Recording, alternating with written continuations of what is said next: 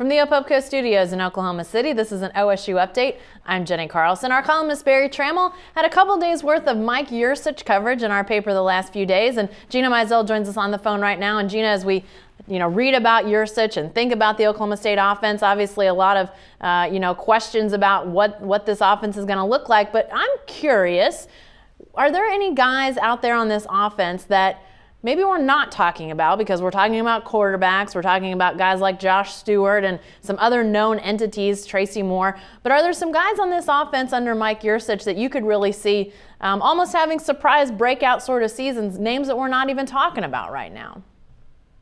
Well, I'll give you a couple names. I'm going to start with Brandon Shepard, who's a wide receiver, a sophomore. Did not play a whole lot last year. He had one catch for 1 yard and one touchdown against Savannah State, of all teams. So that essentially burned his redshirt year, and he played on special teams a little bit last year. But he's a guy who had a really good spring, just one of these young guys coming up in the system, and it's certainly going to be difficult for any of these young receivers to find a ton of playing time with Josh Stewart, Tracy Moore, Blake Jackson, Charlie Moore, all the names you kind of just mentioned. But with how fast this offense goes and how much they want to rotate guys in, I think he is going to get a fair amount of playing time. And like I said, had a strong spring, even dating back to, I asked Clint Shelf after the Heart of Dallas Bowl, like, hey, who's a young guy that's kind of coming up that you think is going to maybe have a strong 2013? And Brandon Shepard was the name that he came up with.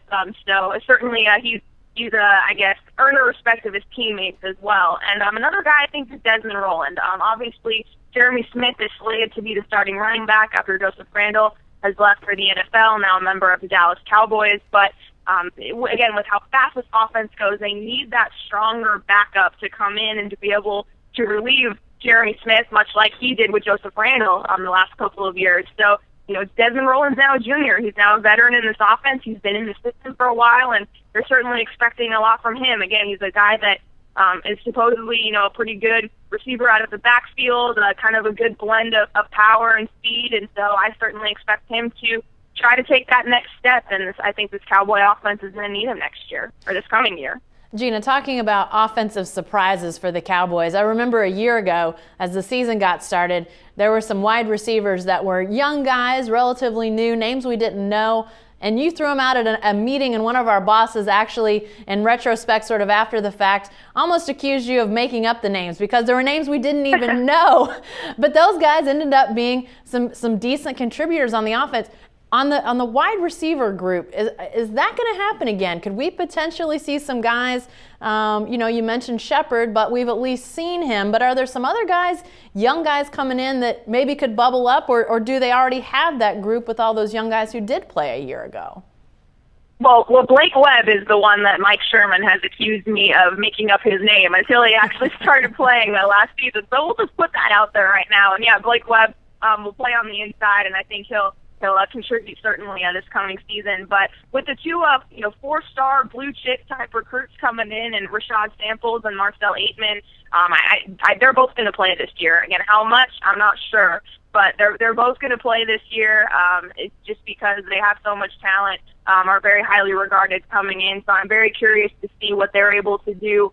Obviously, coming in during summer workouts, and will get their first real taste of OSU football during fall camp. And another name to look out for is C.J. Curry, who was kind of the top receiver of the class last season. Did play a little bit at the start of last season, but then had a season-ending shoulder injury, and so he got a medical redshirt. So now he's technically a redshirt freshman. So curious to see how he responds from that injury, how he's recovering, and if he's able to kind of get back in the mix, because he was certainly highly regarded when he was coming in, but obviously got slowed by the injury. So again, with how fast this offense goes, the usual suspects are going to be there, the Josh Stewart, the Tracy Moore, Charlie Moore, Blake Jackson, et cetera, et cetera. But with how fast this offense goes, how many receivers they use, how many different looks they have, these young guys will certainly get a chance to play, and if they start to produce, they're going to start to play more. Again, we saw Austin Hayes, Blake Webb make starts last year, so it's certainly not out of the question for one of these young guys to come up and to play well. And Blake Webb actually does exist. Yes, he does. All right, thanks, Gina.